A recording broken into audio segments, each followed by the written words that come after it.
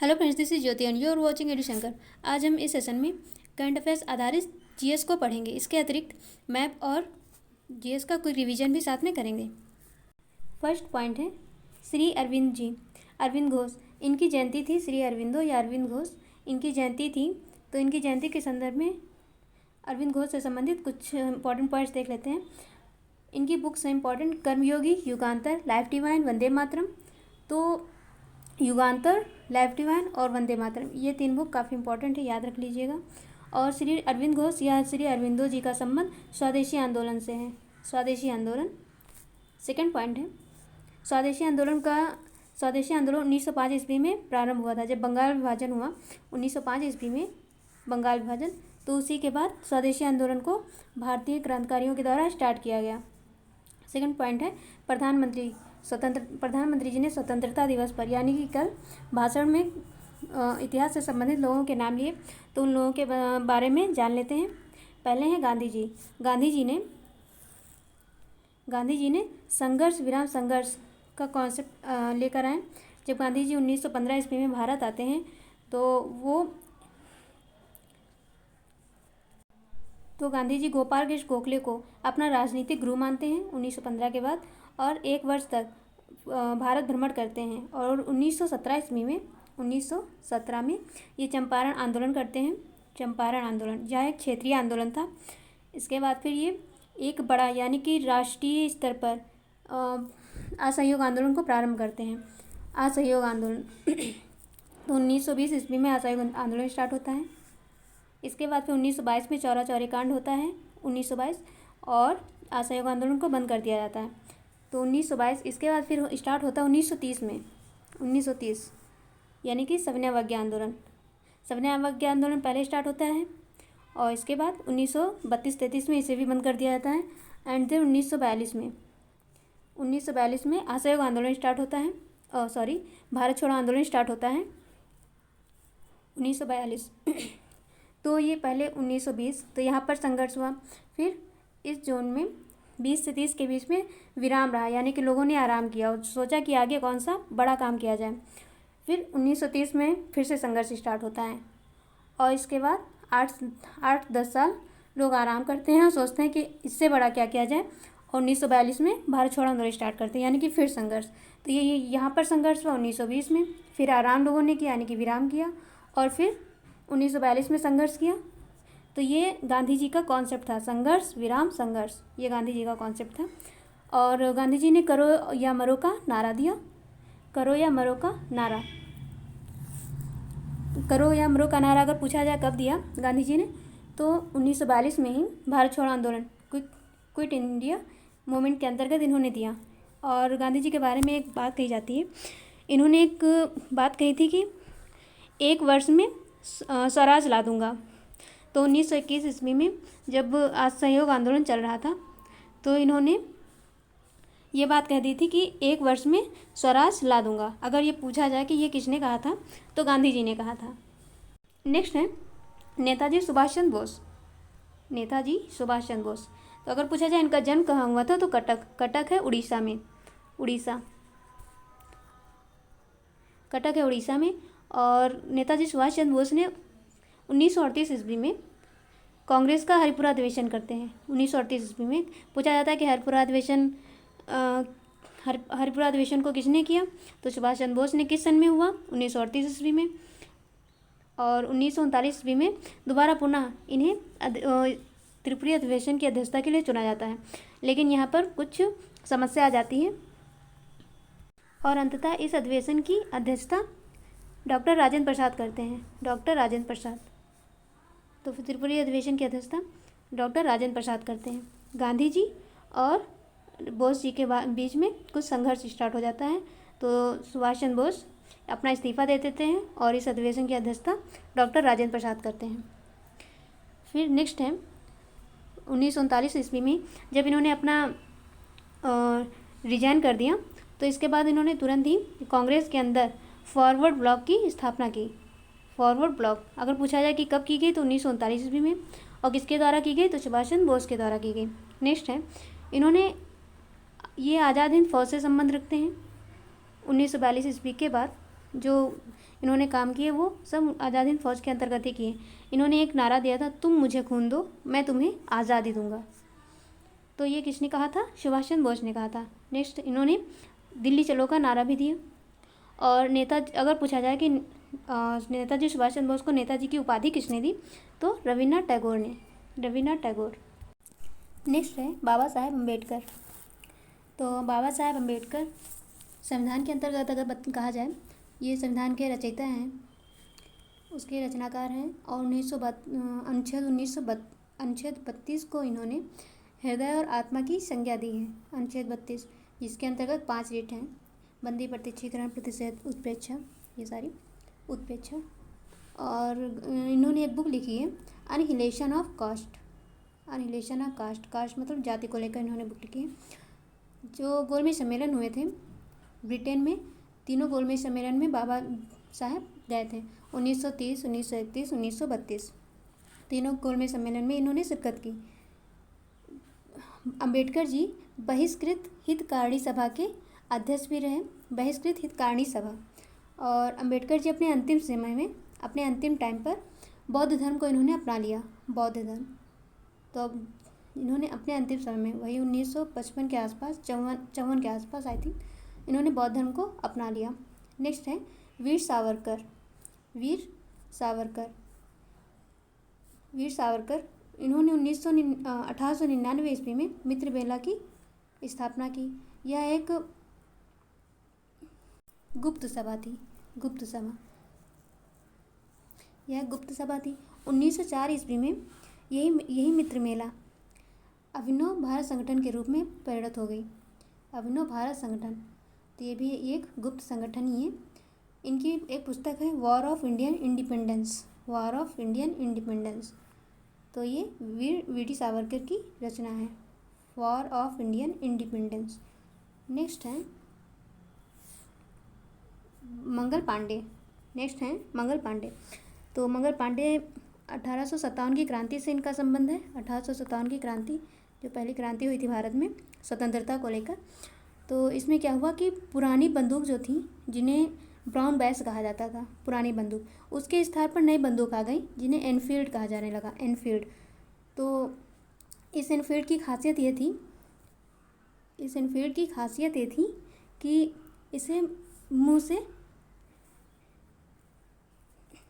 इसमें जो कारतूस लगते थे इस एनफील्ड बंदूक में, उसे मुंह से खींचा जाता था, कारतूस को मुंह से खींचा जाता था। अब इस कारतूस में क्या खास बात थी कि इसमें गाय और सूअर की चर्बी का यूज़ किया गया, गाय और सूअर की चर्बी। तो इसमें हिंदू और मुस्लिम दोनों कम्युनिटी के लिए ये एक गलत बात थी।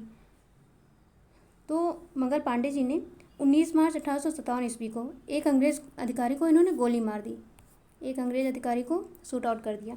फिर next, Mangal Pandey ji 34 Bengal native infantry से इनका संबंध था। बंगाल नेटिव इन्फेंट्री से, अगर पूछा जाए किस इन्फेंट्री से इनका संबंध था, तो 34वीं बंगाल नेटिव से इनका संबंध था। आगे हैं भगत सिंह। नेक्स्ट भगत सिंह। तो भगत सिंह का संबंध लाहौर षड्यंत्र केस, लाहौर षड्यंत्र केस 1929 से है। इसके अंतर्गत इन्होंने सैंडर्स की हत्या की थी, सैंडर्स की हत्या लाहौर में की थी, लाहौर षड्यंत्र केस के नाम से इसे जाना जाता है। नेक्स्ट है भगत सिंह बटुकेश्वर दत्त के साथ मिलकर, ब्रिटिश असेंबली में बम फेंक दिया और इसके पश्चात इन्हें गिरफ्तार कर लिया गया। नेक्स्ट है 23 मार्च 1931। तो 23 मार्च 1931 ईस्वी को लाहौर षड्यंत्र केस के अंतर्गत राजगुरु सुखदेव के साथ भगत सिंह को फांसी दे दी गई। राजगुरु और सुखदेव के साथ इन्हें फांसी दे दी गई। कब? 23 मार्च 1931 ईस्वी को, 1931। नेक्स्ट है चंद्रशेखर आज़ाद। तो चंद्रशेखर आज़ाद का संबंध काकोरी कांड से, जो 1925 ईस्वी में होता है, काकोरी कांड। काकोरी कहाँ है?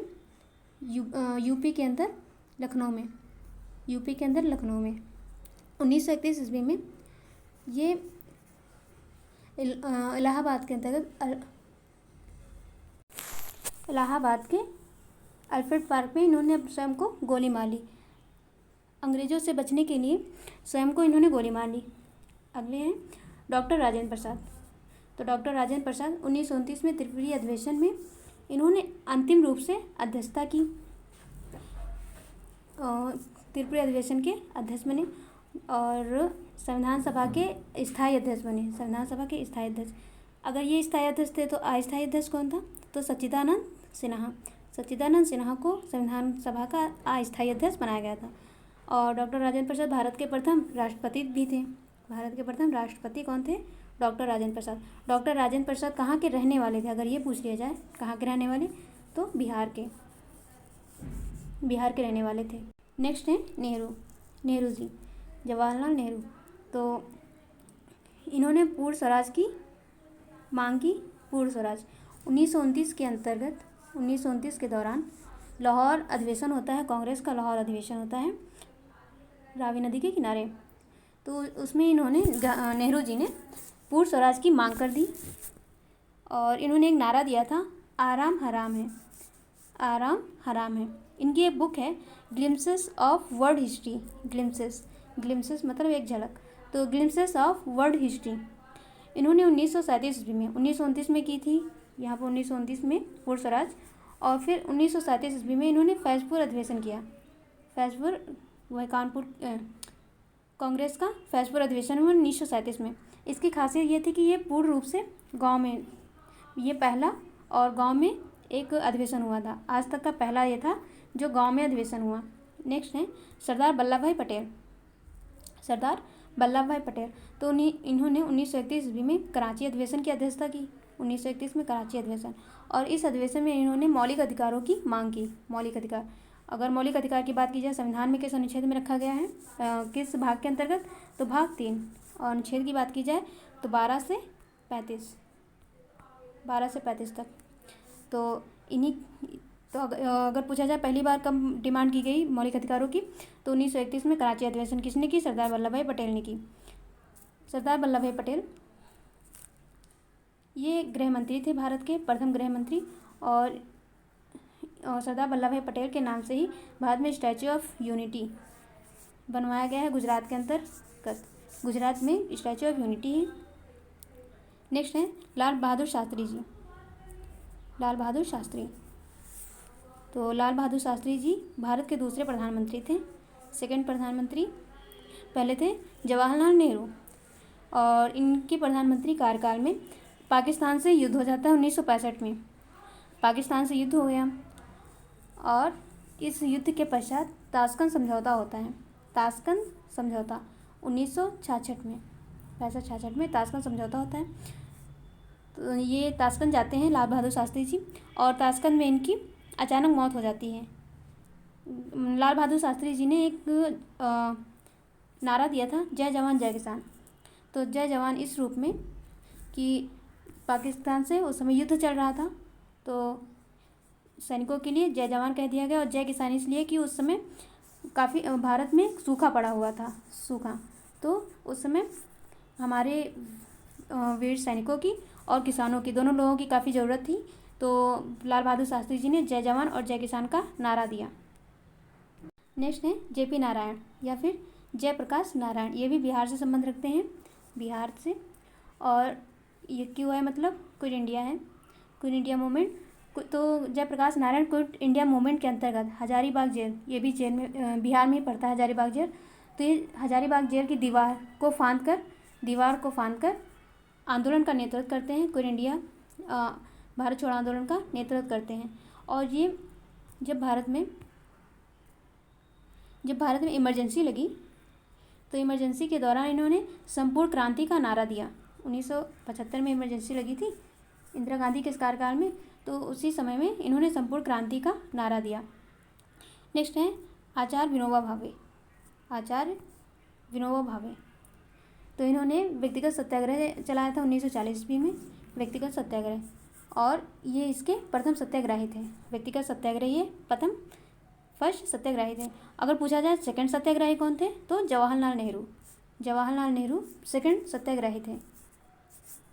नेक्स्ट है भगवान बिरसा मुंडा, तो इन्होंने मुंडा विद्रोह का नेतृत्व किया। मुंडा विद्रोह 1999 से 1899 से 1900 तक होता है। मुंडा विद्रोह 1899 से 1900 तक होता है।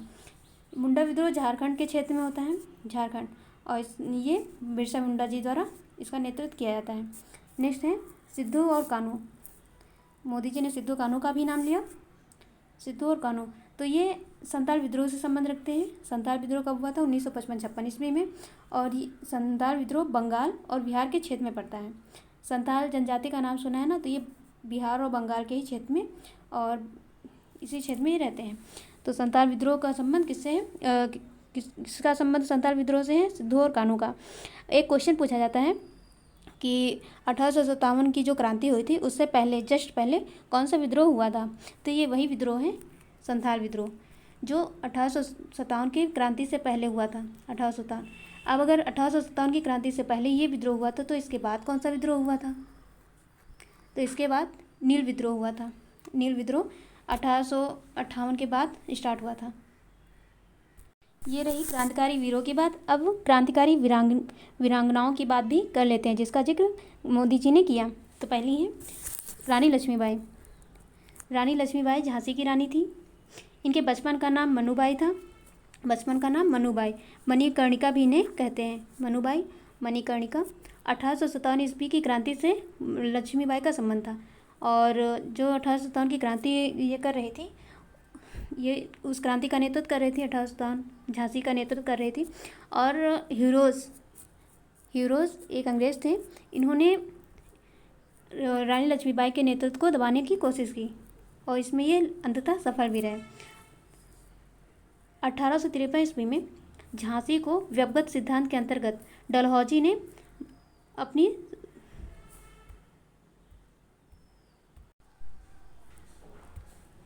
तो ये रही क्रांतिकारी वीरों की बात। अब क्रांतिकारी वीरांगनाओं की भी चर्चा कर लेते हैं, जिसकी चर्चा मोदी जी ने अपने भाषण में किया। पहली है रानी लक्ष्मीबाई। तो रानी लक्ष्मीबाई झांसी की रानी थी। झांसी की रानी, इन्हें बचपन में मनु के नाम से जाना जाता था, मनु, और इनका दूसरा नाम है मणिकर्णिका। मणिकर्णिका। तो 1857 में जब इन्होंने 1857 की क्रांति का नेतृत्व किया, तो इनके नेतृत्व को दबाने के लिए, इसका दमन करने के लिए हीरोज़ ने पूर्ण रूप से इसका दमन किया। हीरोज़ 1853 ईस्वी में डलहौजी ने व्यवगत सिद्धांत के अंतर्गत इनके झांसी को अपने साम्राज्य में मिला लिया। 1853 ईस्वी में।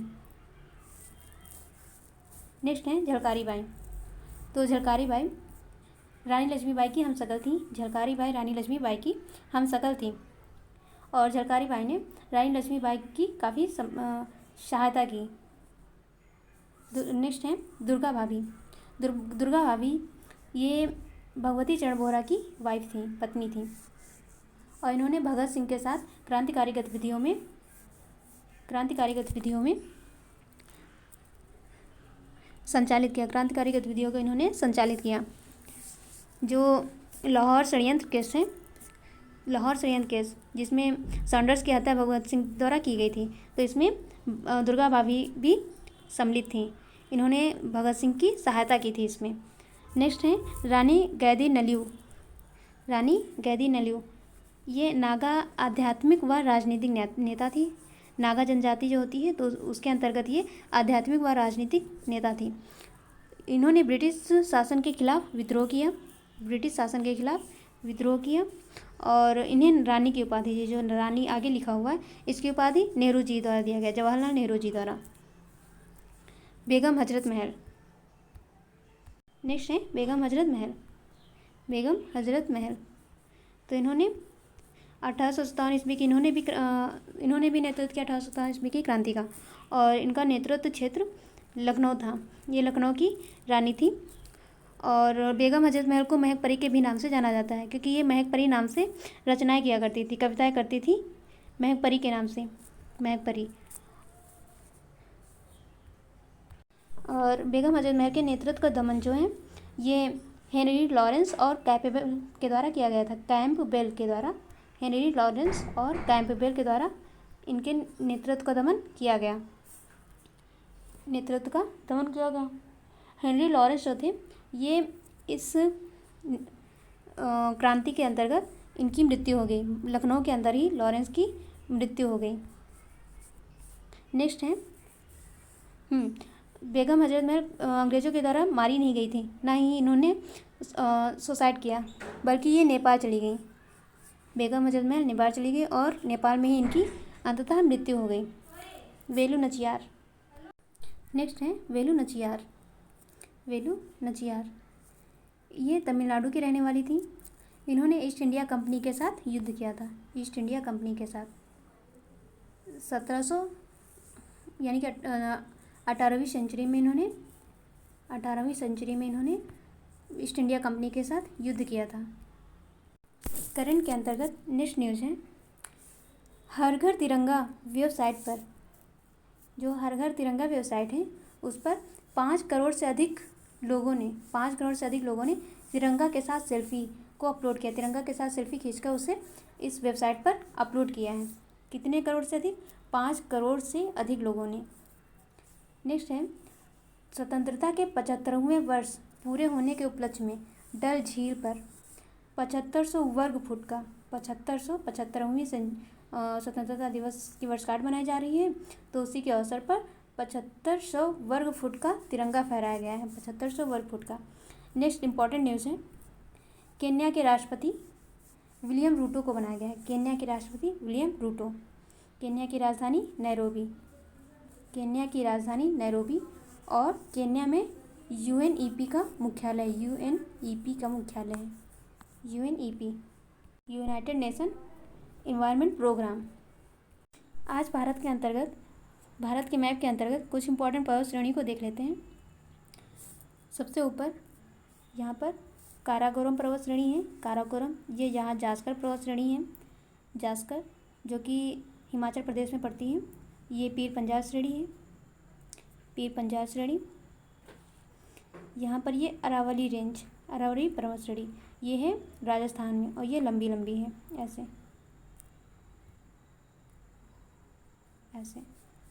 तो ये है अरावली पर्वत श्रेणी। ये अवशिष्ट पर्वत श्रेणी है। ये भारत की सबसे पुरानी पर्वत श्रेणी है। कौन है? अरावली पर्वत श्रेणी। सबसे पहले आता है तो ये पर्वत सबसे पहले आ गया, अरावली पर्वत श्रेणी। यहाँ पर है कच्छ का रण।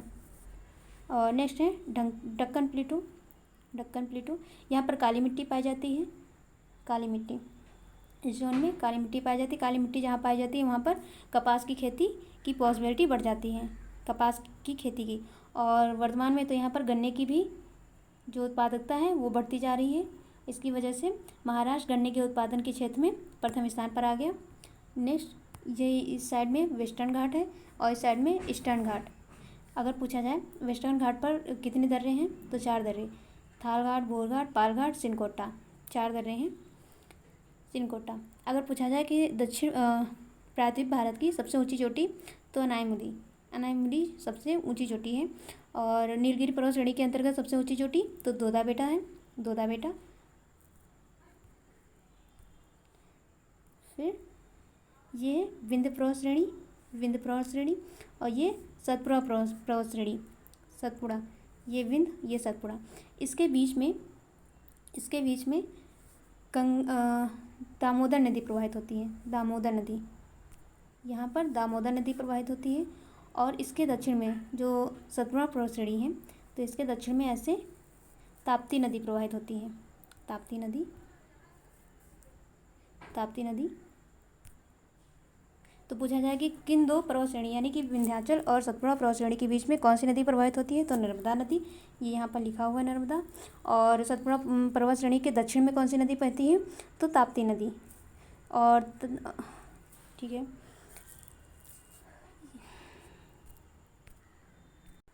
ये यहाँ पर छोटा नागपुर का पठार छत्तीसगढ़, झारखंड, बिहार इन क्षेत्रों में आता है छोटा नागपुर का पठार, और उड़ीसा भी। तो यहाँ पर जो कोयला होता है, उसका भंडारण बहुत ज़्यादा है। कोयला का भंडार यहाँ पर सर्वाधिक है। कोयला। हम लोगों ने डल झील पढ़ी। डल झील पर झंडे को फहराया गया, तो वो एक झील है। तो झील से संबंधित सारी झीलों को हम लोग देख लेते हैं एक बार। तो ये रही वुलर झील को मीठे पानी की झील भी कहते हैं। भारत की सबसे बड़ी मीठे पानी की झील है वुलर झील। फिर है होगेरा वेटलैंड या फिर होगेरा झील, ये भी जम्मू कश्मीर के अंतर्गत आती है। फिर कांजी वेटलैंड, कांजली, ये है पंजाब में, ये कांजली पंजाब में। फिर हरिका वेटलैंड, हरिका, ये भी है पंजाब में। और सांबर लेक, ये खारे पानी की झील है। भारत की सर्वाधिक खारे पानी की झील कौन है? सांबर झील। सांबर झील है राजस्थान में। केवलादेव राष्ट्रीय उद्यान, केवलादेव राष्ट्रीय उद्यान को घाना भी कहते हैं, क्योंकि इसकी घाना जो है दक्षिण अफ्रीका देश में है। घाना अफ्रीका कॉन्टिनेंट के अंतर्गत एक देश है, तो वहाँ पर वहीं से संबंधित यहाँ पर वैसी ही चीज़ें पाई जाती हैं। क्लाइमेट एक सेम टू सेम है, तो इसे घाना वेटलैंड, घाना राष्ट्रीय उद्यान भी कह देते हैं। तो केवलादेव, घाना, पक्षी विहार एक साथ बोला जाता है इसलिए। नेक्स्ट है नल सरोवर बर्ड सेंचुरी। नल सरोवर बर्ड सेंचुरी कहाँ पर है? गुजरात में नल सरोवर। फिर वेम्बनाथ, वेम्बनाथ वेटलैंड, ये केरल के अंदर। सस्तम कोट्टा लेक, ये भी केरल में है।